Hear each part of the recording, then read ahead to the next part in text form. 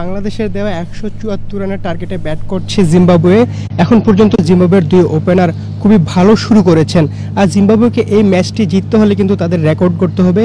তারা এখন পর্যন্ত টেস্টে ১৬২ রান করে চেস করে জয়ের রেকর্ড আছে। সো বলাই যায় জিম্বাবুয়েকে এই টেস্টে জেতার জন্য ভালো ব্যাট করতে হবে। পাশাপাশি বাংলাদেশকেও টেস্টে নিজের করে নিতে হলে বাংলাদেশের বোলারদের ম্যাচটা ফিরে নিয়ে আসতে হবে প্রথম ইনিংসের মতো। আপনাকে সকালেই খবরে জানিয়েছিলাম যে বৃষ্টির কারণে নির্ধারিত সময়ের প্রায় ১ ঘন্টা ১৫ মিনিট পরে ম্যাচ শুরু হয়। বাংলাদেশ আজকে মাত্র 61 রান তুলেই সবকটি ৬টি উইকেট হারিয়ে ফেলে আজকেই। আর বলার মতো শান্ত স্কোর করেছেন আর শেষ পর্যন্ত জাকির আলী টেনে নিয়ে গেছেন ইনিংসটাকে। গতকাল মুমিনুল হক সংবাদ সম্মেলনে এসে বলেছিলেন যে বাংলাদেশ টেলেন্ডারদের কাছ থেকে সর্বোচ্চ ৫০ রান আশা করেন, সেই জায়গায় টেলেন্ডাররা মাত্র ১৩ রান স্কোর বোর্ডে যোগ করেছেন। তাদেরটা যদি ভালো স্কোর করতে পারতো বাংলাদেশ রানটা আর একটু বাড়িয়ে নিতে পারতো।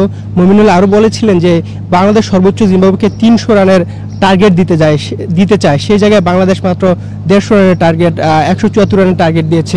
বাংলাদেশকে যদি এই ম্যাচটা জিততে হয় তাহলে অবশ্যই বোলারদের ভালোভাবে বোলিং করতে হবে। পাশাপাশি বৃষ্টিরও সম্ভাবনা আছে। আপনাকে যদি একটু জানিয়ে রাখি, সকালে এই টেস্টে বৃষ্টিতে গতকাল প্রথম সেশন ভেসে গিয়েছে।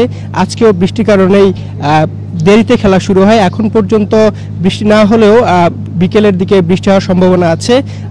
এই ছিল আমার কাছে রিদিতা।